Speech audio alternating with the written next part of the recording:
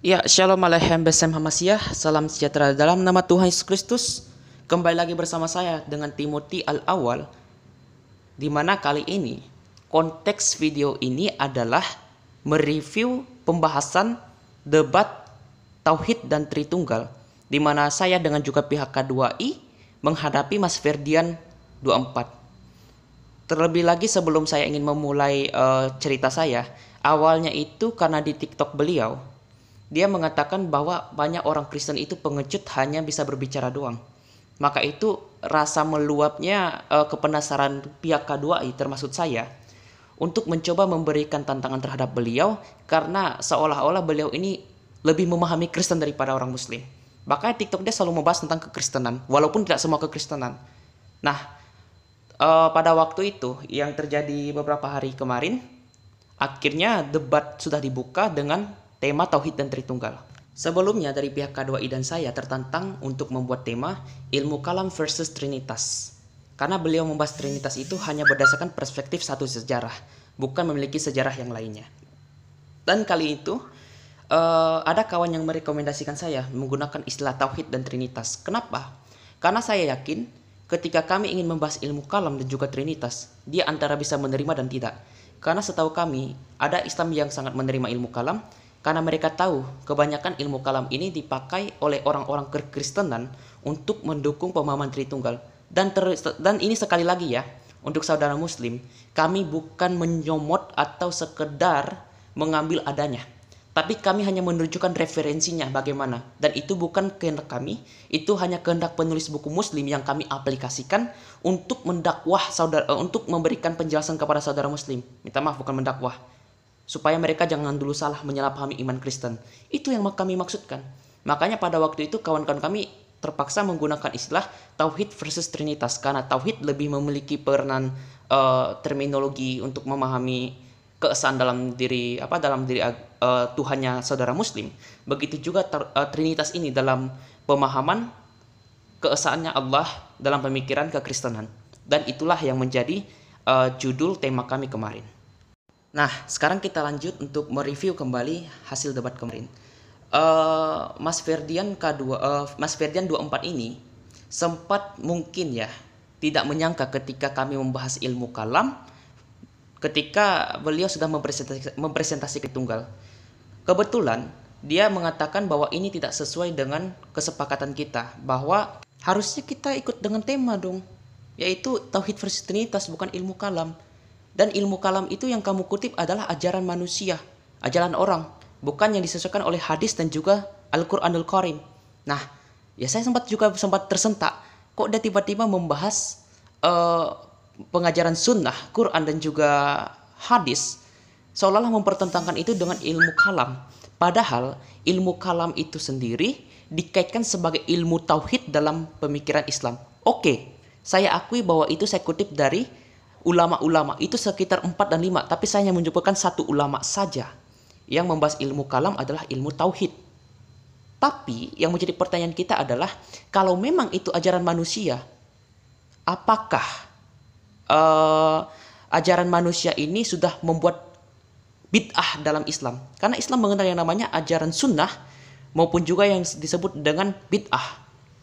Kalau seandainya dia mengatakan itu ajaran manusia, berarti itu bid'ah. Itu yang pertanyaan pertama. Dan kedua, kalau kita menjalankan kepada hadis, nanti saya akan tunjukkan video beliau di mana dia mengatakan bahwa harus menunjukkan hadis yang sahih tentang masalah ilmu kalam. Saya belum menemukan. Saya akui belum saya menemukan. Tetapi jadi pertanyaan kita, siapakah yang menjadi guru para periwayat hadis? Bukhari, Tirmizi, An-Nasa'i. Itu adalah Ibnu Hambal. Siapa Ibnu Hambal? Yang mengajarkan ilmu kalam ketika waktu itu ketika waktu itu berhadapan dengan kaum Mu'tazilah yang menyangkal Al-Qur'anul Karim itu adalah qadim, dan Al-Qur'anul Karim itu adalah makhluk menurut pemahaman Mu'tazilah, dan itu yang ditentang oleh pemikiran Ahlus Sunnah yang diwakili Ibnu Hambal sebelum Imam Abul Hasan Al-Asy'ari. Makanya saya sangat terang-terangan mengatakan ilmu kalam adalah ajaran itu tadi, Imam Ahmad bin Hambal. Itu adalah imam keempat dalam Islam. Ya mungkin saudara bilang, dia mengatakan bahwa mazhab kami adalah Syafi'i, bukan Hambali.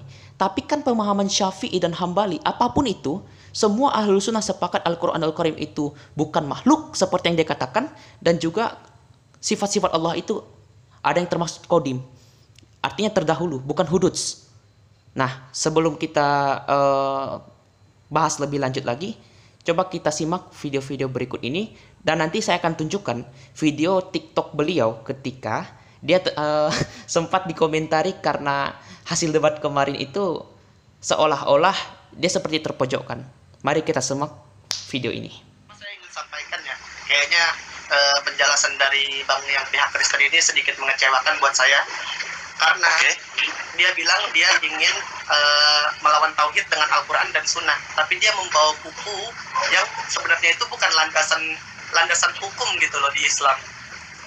Karena di Islam itu landasan hukumnya adalah Al-Quran dan Sunnah. Jadi lo nggak bisa membawa buku-buku lain untuk melawan Al-Quran dan juga Sunnah gitu loh. Kalau ingin menunjukkan tentang ilmu kalam, kan Wasil bin Atha ini kan 2 abad setelah Nabi Muhammad wafat, jadi nggak membuktikan gitu kalau ilmu kalam itu adalah buatan dari Tuhan gitu loh. Itu dari saya. Jadi kalau memang ingin mencari kesalahan tauhid, kan udah dibilangin kalau dari Al-Quran dan Sunnah. Jadi kalau dari buku lain kayaknya itu kurang tepat juga sih. Oke, sekarang kita langsung koreksi aja ya, karena memang review ini untuk mengoreksi kesalahan beliau atau playing victim beliau ketika menghadapi perdebatan. Pertama, beliau mengatakan bahwa ketika saya mengutip buku karangan manusia, ya minta maaf, sebenarnya hadis pun juga itu karangan manusia. Bukhari itu manusia dan yang lainnya manusia. Kalau itu dikatakan bahwa, tapi kan itu periwayatan hadis, apa yang disampaikan Nabi Muhammad manusia enggak? Iya, manusia juga. Loh, ulama-ulama itu bukan manusia. Itu yang pertama. Yang kedua, beliau mengatakan bahwa tidak adil ketika saya membahas tentang ilmu kalam, dan lucunya beliau mengakui bahwa ilmu kalam itu bukan ajaran Tuhan. Jadi kawan-kawan yang muslim, khususnya aswajah, baik itu Anda yang berakidah dari Asy'ariyah maupun juga yang berpaham Maturidiyah, tapi nggak ada sih, jarang ya, Maturidiyah paling sedikit, paling banyak itu di India. Untuk kawan-kawan Asy'ariyah maupun juga yang dari Ahlul Sunnah yang berpaham Salafi, nah pertimbangkan lagi tuh yang mengatakan ilmu kalam adalah ajaran manusia. Bagi kalian yang suka mengkritik Tritunggal ajaran manusia, minta maaf, kami sudah mengatakan bahwa itu diajarkan Theophilus generasi ke-7 setelah Rasul Petrus meninggalkan gerejanya di Antioquia. Kedua, beliau mengatakan tidak adil karena pendebat kekristenan tidak menggunakan sunnah dan Quran. Loh, tadi setahu saya ya, minta maaf, dalam debat dia pun juga menyinggung tentang 1 Yohanes 5:7 yang dikritik oleh para pendeta atau pastor orang-orang Kristen. Ada yang mengatakan bahwa itu diragukan, lalu mengatakan Tertullianus begini-begini oleh mereka. Ya minta maaf, itu kan bukan paradosis, itu kan kaum kolafiyah. Apa itu kolafiyah? Yang terbelakang. Minta maaf saya pinjam istilah Islam. Tetapi kan kita mengenal itu melalui sanad dan paradosis. Seharusnya kalau dia ingin fokus, harusnya kepada itu tadi, sunnah, dan saya menggunakan paradosis. By the way, sebenarnya Aswaja ini merupakan Islam terbesar di Indonesia.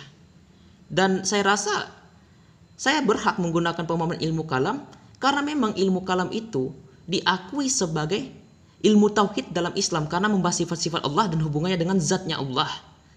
Tanpa kita merujuk kepada ulama, tanpa kita merujuk kepada manhajus salaf atau yang dipahami oleh Asy'ari atau tanpa kita merujuk kepada Ibnu Hambal, ya sebenarnya Islam semuanya mengatakan apakah Al-Quran itu makhluk? Enggak, mereka akan mengatakan Al-Quran itu qadim dan bukan makhluk. Maksudnya adalah ciptaan. Dalam bahasa Arab, makhluk artinya ciptaan. Kebalikan dari kata khaliq yang artinya pencipta. Dalam dunia itu hanya dua, pencipta dan ciptaan. Tidak ada yang lain selain itu. Sesuatu yang lain adalah ciptaannya Allah. Itu jelas dalam Al-Quran. Jadi kawan-kawan silakan nanti coba tonton kembali video saya yang perdebatan pertama, ya sesi pertama itu. Dia hanya mengeleh atau ingin mencoba kembali harus hadis, harus Quran, harus hadis, harus Quran. Padahal tanpa disadari sendiri, hadis itu diriwayatkan yang pertama kali setahu saya, ya minta maaf kalau saya salah. Itu kalau saya nggak salah itu Bukhari, Tirmidzi, An-Nasai, Muslim. Itu hadisnya itu belajar oleh Ahmad bin Hambal. Ahmad bin Hambal itu adalah yang mengajarkan ilmu kalam. Tanpa kita merujuk kepada hadis pun, gurunya hadis mengajarkan ilmu kalam. Sekalipun minta maaf, saya belum menemukan istilah ilmu kalam atau ajaran ilmu kalam disampaikan dalam hadis. Tetapi banyak saudara-saudara muslim yang berpaham ilmu kalam itu mengambil hadis sebagai rujukan adanya ilmu kalam. Nah, sebelum itu mari kita cek dalam sejarahnya ya. Ini kita ambil videonya dulu. Ketika dia harus memaksa saya menggunakan Quran dan juga hadis, saya akan menunjukkan di mana saya ini tidak berbohong, bahwa sebenarnya kalau kita harus merujuk kepada hadis, ternyata gurunya hadis sendiri pun juga pemahaman ilmu kalam. Gitu loh. Jadi ini dapat ilmu dari mana, baca buku yang padahal bukan landasan Islam sendiri gitu loh.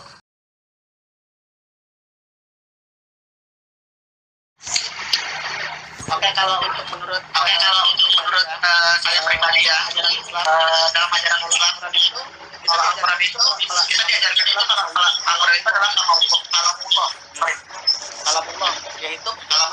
yaitu firman Allah. Itulah awalnya turunnya Al-Quran. 1443 tahun yang lalu. Walaupun Al-Quran itu tidak qadim, tapi dia akan selalu selaras dengan zaman datang. Nah, kawan-kawan bisa merespon kembali penjabaran beliau. Dia mengakui Al-Quranul Karim itu adalah ghairul makhluk, bukan makhluk karena dia adalah ilmunya Allah. Tetapi di sisi lain ketika saya membahas bukunya Imam Abul Hasan Al-Asy'ari, membahas tentang kitab Al-Lum'ah, kalau dia tidak menerima kitab Al-Ibanah, karena saya tahu ada Islam Ahlul Sunnah yang menolak Al-Ibanah, tapi ada juga yang menerima Al-Ibanah. Makanya saya menggunakan kitab Al-Lum'ah. Maka itu, saya tadi sempat menentang dia. Tanpa kita menuju kepada Imam Abul Hasan Al-Asy'ari, tanpa kita merujuk kepada Ibnu Hambal, tanpa kita merujuk kepada pemahaman Maturidi, apakah Anda percaya Al-Quran Al-Karim itu ghairul makhluk? Dia bukan ciptaan. Dia mengatakan ya, Al-Quran Al-Karim itu bukan ciptaan. Ada nggak ayat yang berbunyi, inilah firman Allah yang diturunkan kepadamu, dan dia bukan ciptaan, ghairul makhluk? Enggak ada. Itu kan penafsiran dari Mutakalimun, dari Ibnu Hambal, dari Imam Abul Hasan Al-Asy'ari. Lalu kenapa dia marah saya menggunakan kitab teologinya Imam Abul Hasan Al-Asy'ari? Dan lagi ini, dia tadi mengatakan bahwa Al-Quran Al-Karim itu adalah huduts. Artinya apa? Yang baru. Dia tidak memiliki awal seperti Allah. Loh, kalau dia mengatakan bahwa Al-Quran Al-Karim itu adalah huduts, apa bedanya dengan pengertian ciptaan? Dan ini dibantah oleh Ustadz Buya Yahya. Mari kita simak penjelasan beliau. Al-Quran bukan makhluk. Al-Quran kalamullah, dan kalam adalah sifat Allah. Sifat Allah bukan makhluk Allah. Ini lain. Mushaf ini adalah Al-Quran yang ditulis di mushaf. Kalamullah ditulis di mushaf. Mushaf ini sesuatu yang dicetak kemarin, iya. Tapi kalamullah, Al-Quran kalamullah, ini menulis kalamullah. Kalau kalamullah adalah sifatun qadimatun azaliyatun qaimatun bidzatihi ta'ala bila harfin wala sautin wala taktimin wala ta'khirin. Ini yang namanya kalamullah, sifat yang ada pada Allah Subhanahu wa ta'ala, yang dahulu dan dahulu, tidak berpermulaan, tanpa didahului, tanpa ada yang dahulu dan tanpa ada yang di belakang. Tapi Al-Qur'annya mana? Al-Qur'an kalamullah, ditulis di kitab, dihafal oleh hati, diucap oleh lidah. Jadi kalamullah qadim. Lah berbeda dengan Mu'tazilah yang mengatakan kalamullah itu baru. Sebab menurut Mu'tazilah kalamullah itu bukan kalamullah yang sifatun qadimatun azaliyatun qaimatun bidzati ta'ala, tapi menurut Mu'tazilah adalah kalamullah itu adalah Allah menciptakan kalam fi ghairihi. Makanya harus dikatakan misalnya Allah menjadikan burung berkicau. Jadi kicau burung baru. Jadi kalamullah itu adalah menurut Mu'tazilah adalah Allah menciptakan si A mengucapkan kalamullah. Jelas itu baru karena diucapkan hari ini. Ini berbeda persepsi tentang kalamullah. Maka menurut kita ahli sunnati wal jamaati, kalamullah qadim, dahulu. Kalamullah itu dahulu. Dan itu bukan makhluk. Al-Quran bukan makhluk. Tapi ini Al-Quran ditulis di mushaf. Kertasnya ia makhluk. Tapi kalamullah bukan makhluk. Tahu tidak kalamullah? Kalamullah mana? Ditulis di Quran, di mushaf ini. Tapi Quran ini ditulis di mushaf, dihafal di lidah. Dihafal di hati, diucapkan di lidah. Kalau kertasnya ya jelas dicetak kemarin, kertasnya dicetak kemarin. Tapi kalamullah ditulis di kertas, kalamullah yang ditulis, kalamullah yang diucap itu. Jadi kalamullah adalah qadim dan kalamullah adalah bukan makhluk. Nah, jadi benar bahwa yang dikatakan Ustadz Buya Yahya itu benar. Ahlul sunnah berpahaman Al-Quranul Karim itu dalam pemahaman kalam nabzinya itu kodim, dahulu, bukan baru atau huduts. Sedangkan yang dipakai oleh si Ferdian mengatakan bahwa Al-Quranul Karim itu adalah huduts, artinya baru, diawali waktu. Sehingga pemahamannya itu tercampur antara Mu'tazilah seperti yang dikatakan Buya Yahya tadi atau Ahlul Sunnah. Nah, mungkin saudara muslim akan membela dia. Mungkin saudara muslim mengatakan bahwa mungkin maksudnya si Ferdian itu bermakna dalam kalam nafsinya, lafaznya, bukan kalam nafsinya. Enggak, saya sudah bantah menggunakan kitab Al-Ummah, kitab Al-Ibanah, mengutip tentang ayat Al-Quran bahwa Al-Quran itu kodim. Dia menyangkal ayat itu. Silakan saja tonton video fullnya kalau tidak percaya sama saya. Lanjut. Mengenai perdebatan kami, silakan tonton bagian video debat pertama kami, permulaan kami, di mana saya membuka pernyataan tentang ilmu kalam dan beliau menyatakan bahwa saya mengutip buku-buku manusia. Ilmu kalam adalah karangan, bukan diajarkan oleh Nabi. Dan ini mengenai pernyataan beliau. Untuk saudara muslim silakan menilai apa yang dikatakannya bahwa ilmu kalam bukan ajaran Nabi. Memang benar ilmu kalam bukan ajaran Nabi sesuai yang dikatakan bukunya Dr. Sahilun An-Nazir, tetapi pemahamannya itu diambil dari manhajus salaf, apa yang diajarkan oleh kaum salaf. Kaum salaf artinya yang terdahulu, Islam terdahulu. Kholafiyah artinya yang terbelakang. Nah, menariknya ya, ini sangat menarik sekali. Beliau mengkritik Tritunggal bukan ajaran Yesus, karena Yesus tidak mengatakan Isa Tritunggal. Dan dia mengakui juga ilmu kalam bukan ajaran Nabi Muhammad. Kena satu-satu. Lalu apakah kalau seandainya ilmu kalam itu ada, beliau tegas mengatakan bahwa ilmu kalam adalah ajaran bid'ah? Kalau dia tidak mengakui ilmu kalam adalah ajaran bid'ah, silakan kritik beliau yang mengatakan ilmu kalam itu bukan ajaran yang sesungguhnya, bukan sunnah Nabi, dan bukan ajaran Islam utama. Padahal menurut ulama-ulama Islam, ilmu kalam itu adalah ilmu tauhid.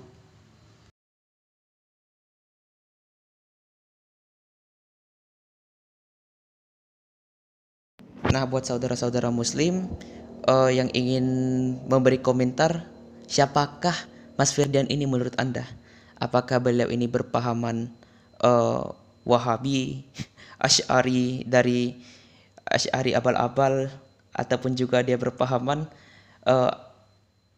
Salafi yang garis keras? Karena saya tahu ya, kitab Kamus Al-Bid'ah itu yang pernah mengatakan sifat-sifat Allah itu adalah bid'ah antara pemahaman Wahabi atau Salafi garis keras. Karena Salafi ini juga ada banyak pendapat pemikirannya.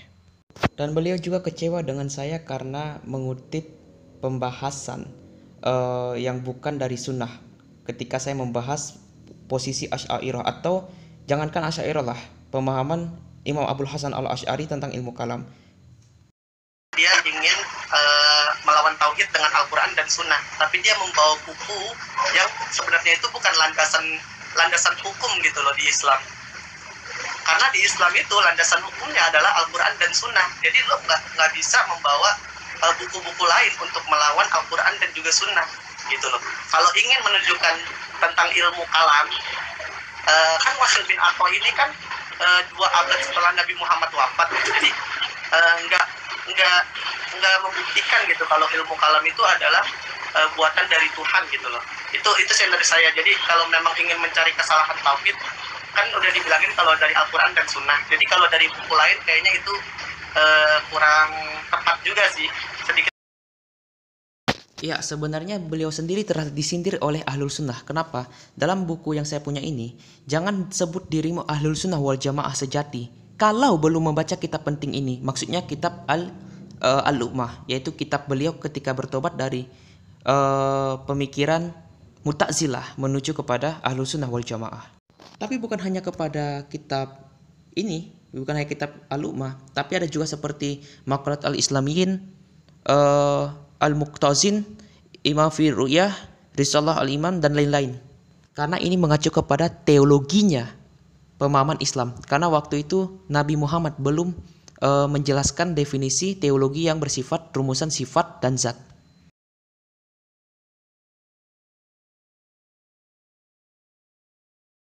Ulama Syafi'i yang awal mereka di atas sunnah. Mereka di atas sunnah. Muncul pemahaman Asy'ari di ulama Syafi'iyah belakangan ya. Makanya timbul istilah kita kalau beragama kita ambil akidah dari Imam Abul Hasan Al-Asy'ari, ambil fikih dari Imam Syafi'i, ambil akhlak dari Imam Ghazali ya. Gara-gara apa?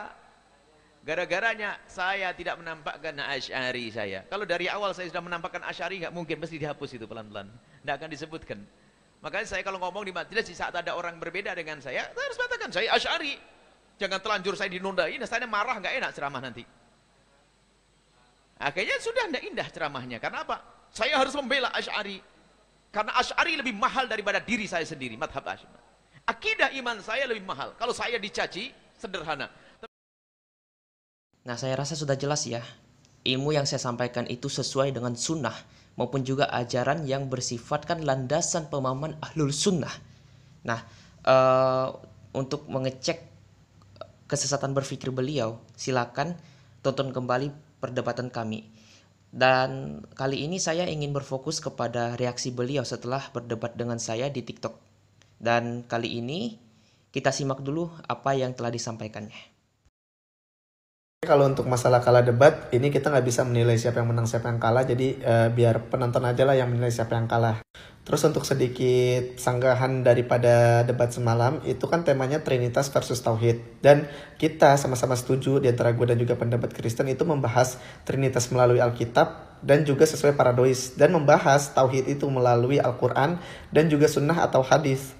Nah mungkin gue nggak tahu nih kenapa mereka malah membahas ilmu kalam dibandingkan ilmu tauhid gitu loh. Sedangkan ilmu kalam sendiri dalam Al-Quran dan hadis tidak diwajibkan dan juga tidak diajarkan.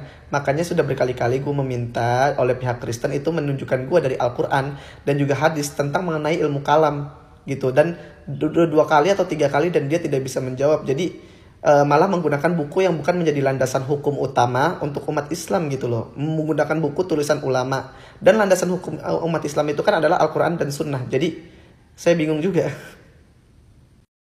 Padahal gue gak bilang kalau gue ini menolak buku yang ditulis oleh umatnya gue sendiri gitu loh. Padahal enggak. Dan ini konteksnya adalah Tauhid menurut Al-Quran dan juga Sunnah.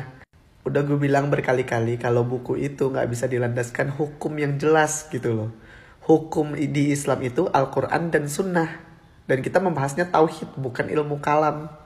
Jadi seharusnya ya, kalau ingin membahas tentang ilmu kalam itu Trinitas versus ilmu kalam, bukan Tauhid gitu loh. Dan saya minta, padahal kemarin 1 ayat aja dari Al-Quran atau juga hadis yang sahih membahas tentang ilmu kalam ini.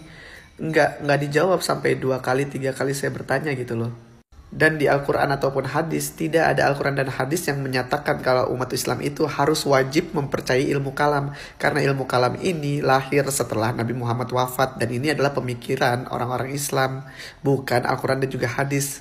Dan debatnya udah selesai, jadi kita sama-sama introspeksi diri dan sama-sama melanjutkan hidup. Untuk logika sesat Anda, Mas Ferdian, Anda sudah menyetujui tentang masalah Tritunggal dan Tauhid. Dan saya sudah menjelaskan memang Tauhid itu dikaitkan dengan ilmu kalam berdasarkan ulama. Tetapi Ahlul Sunnah yang Anda ikuti sekarang ini dari mana posisinya? Anda Salafikah? Sedangkan Salafi sendiri masih memahami pemikiran dari Asy'ariyah bahwa kita nggak usah dulu memahami tentang masalah manhaj lah. Anda mengatakan bahwa Al-Quranul Karim itu bukan ciptaan. Coba saya tanya, di mana ayat yang mengatakan Allah memberitahukan kepada Nabi, inilah firman yang kusampaikan dalam rupa Al-Quran dan dia bukan ciptaan atau ghairul makhluk? Nggak ada juga. Itu kan landasan yang dari pemahaman Asy'ariyah dengan Ibnu Hanbal. Kenapa Anda ingin berdalih kepada hadis dan juga Al-Quran? Ayo, tanpa kita merujuk kepada manhaj loh. Itu dah berapa kali saya tekankan dalam debat, tapi Anda mungkin tidak dengar perkataan saya. Atau mungkin jangan-jangan Anda ini pernah bolos dalam pengajaran agama Anda sebelumnya. Lebih fokus kepada ajaran kekristenan untuk cari tenar, gitu. Jadi percuma Anda mengakui bahwa Al-Quran itu bukan ciptaan, sedangkan Anda tidak menunjukkan kepada ayat eksplisit, bukan implisit, ayat eksplisit.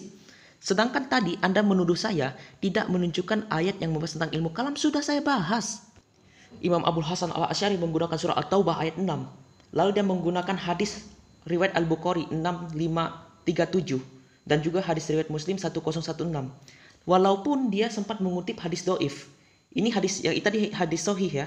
Yang ini hadis doif dari hadis Tirmidzi 2927. Maaf, kemarin saya tidak menggunakan hadis sahih karena saya baru buka lembarannya hari ini. Dan saya rasa Anda sepertinya logikanya cacat gitu. Sebenarnya Anda ini posisinya tidak jelas dalam pemahaman Islam Anda. Oke, sekarang lanjut kita melihat uploadan dari pernyataan beliau. Oke, gue ucapkan terima kasih udah mendukung gue Bang, dan terima kasih juga udah menonton debat semalam. Biarlah penonton yang memutuskan siapa yang menang atau yang kalah. Jadi debat antara hari ini hanya sama-sama ngetes mental aja sih dari gue juga, karena gue juga baru pertama kali debat. Terima kasih.